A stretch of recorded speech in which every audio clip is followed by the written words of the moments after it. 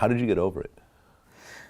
It took me probably 16 years of going in and out of different rehabs or, back and forth from sober to, relapsing.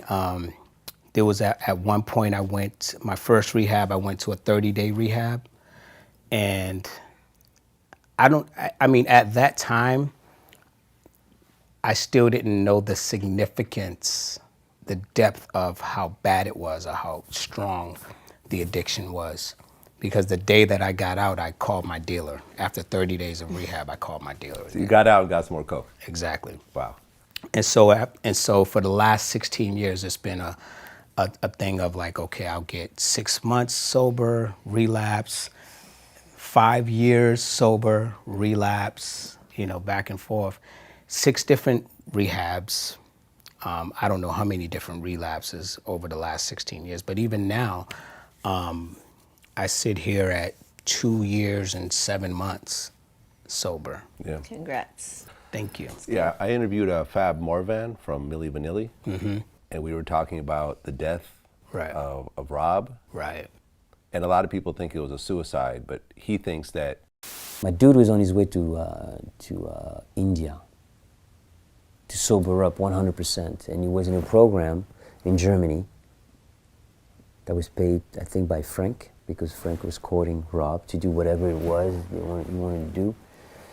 And for some reason, man, the day of his departure, my dude partied his heart out. So that makes no sense to me. You're about to sober up, but in the mind of an addict, nothing is really clear until you're out of the tunnel. So maybe just like back in the days, we were like, yo, we're gonna stop for 1 week. So we go cold turkey, 1 week, nothing. But the week after, it's like, man, double up, bro, double up. So, maybe it's one of those, like, I'm gonna do one last time. That could have happened to me too, because every time before I went into treatment, I did I had a big run. Big Scarface pile on Absolutely. on your desk. Yep, absolutely. Okay. How hard, Amy, for you was it to deal with this person that you love and you're seeing him just can't get this monkey off his back? It was really hard. I mean, as difficult and painful that you would think or imagine, it was all of that because it's someone you love, and when you put drugs in the picture, at any point in time, he can go to jail, he could get hurt, and he could die. So I was always faced with, oh my gosh, I could lose the love of my life. I could lose my best friend. So it was always life or death. I lived in a constant state of life or death, which Right. definitely was just like traumatic. It definitely altered my personality for sure. Right. What was the lowest thing that you did for cocaine? That I actually did for cocaine? Yeah. Probably just sold everything I had, even down to one time I remember selling my boots, my Timberland boots. Really? That had I designed myself. They had like my initials and autograph and just something that I was just keeping. And I remember one day just looking around the house for whatever, like finding old video cameras to whatever it is I could take to the pawn shop or give to the dealer to get $50 worth or whatever. Wow. For me, that was like the lowest. And even then it was just, like it didn't register to me at the time, like, oh, this is low, like this is my bottom.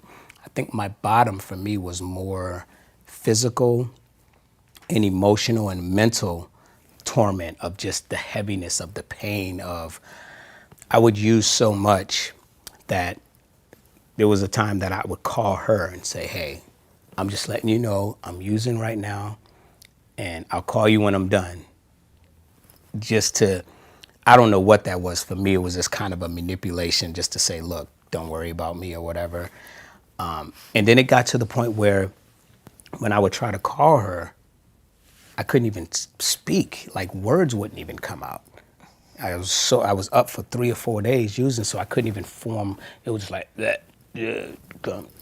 it was just like horrible. And then she comes in the hotel, and I got all these towels and tissues that are just all bloody all over the place from blowing my nose, and you know, just on, and I can't even stand it. I'm just beating myself up again, and I got a backpack just full of cocaine and pills and just every drug you could possibly imagine in there. And it's just, they call that a demoralizing, incomprehensible demoralization. Yeah. That bottom of just, it's just really ugly. Well, at one point you guys decided to get married. Yeah. And I guess it was a double marriage with you and Ralph Tresvant? Yeah. It was a double wedding. Yeah, they were in love at the same time we were in love, and we were just talking about it together. Yeah. And we were casually talking about getting married. We're like, let's call Ralph and Amber and see if they want to get married with us.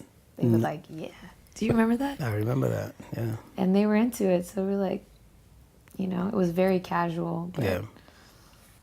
it kind of felt like the right thing to do because Ralph and Ricky were best friends. Yeah. Right. But you were still using at the time. Yeah, that was actually the beginning. Yeah, that was his still, using that was was, not that out was of- still, because not we've out of been hand. married for 14 years. Yeah. So that was the very beginning of my using. I mean, it was still, I was working hard at keeping it a secret. So, you know, like she knew that I was still dealing with it, but still didn't know the depth and how serious it was for me, because I was doing a lot of hiding. The night before our wedding, I stayed up the whole night using that night. So once the wedding started, I hadn't even been to sleep in the last 24 hours because I was still up. Wow. You know, so that's when it actually really started to take off and get heavy for me. Now, Amy, you were singing yourself. Yes. You had your original group, Yes. and then another group with Megan Good. Yeah, I've been in a few groups. When Ricky and I were just friends, he was my friend in the industry that knew about contracts. So I was an actress at the time. I had an audition to be in a group that was already formed by MCA that they had money behind.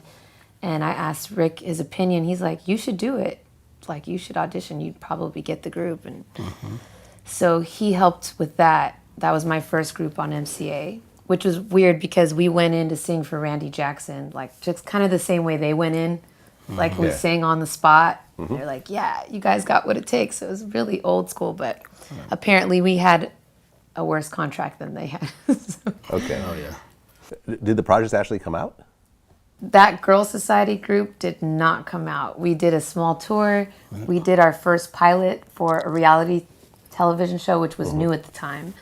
But the lead singer decided to go solo, like right at the last minute. She didn't tell us. She told the president of MCA, who then also stepped down. So we got dropped. Okay. And that's actually the beginning of when we started doing Ecstasy too. So I needed an outlet. But from there, I started working with my brother and my friend in a group called Craze.com. We did a bunch of shows around LA. And Megan is my best friend. So her and her sister would always come to our shows and they loved it. And they said, hey, why don't we just do a group together, like the four of us? And that's the Hello Girls? That's the Hello Girls, yeah. Okay. Which we named off of a Belle Biv DeVoe song. Aha. Okay. And did that album come out? 2 songs came out. Okay. It didn't quite manifest. Okay. And you guys don't have any kids? Not yet. No, not yet. Neither one of you? No. Any reason for that? This guess- guy's on tour Right. year round. I guess it just hasn't happened Yeah. for whatever reason, but we're actually going to plan it at the After end of this this tour. tour. Okay. We have And- to plan it now. Yeah, and we're going to renew our vows after 15 years, which will be next September. And hopefully she'll be walking down the aisle pregnant. Okay. Well, All I'd like goes to to wear a plan. dress without being pregnant. Right. We'll see about that. Well,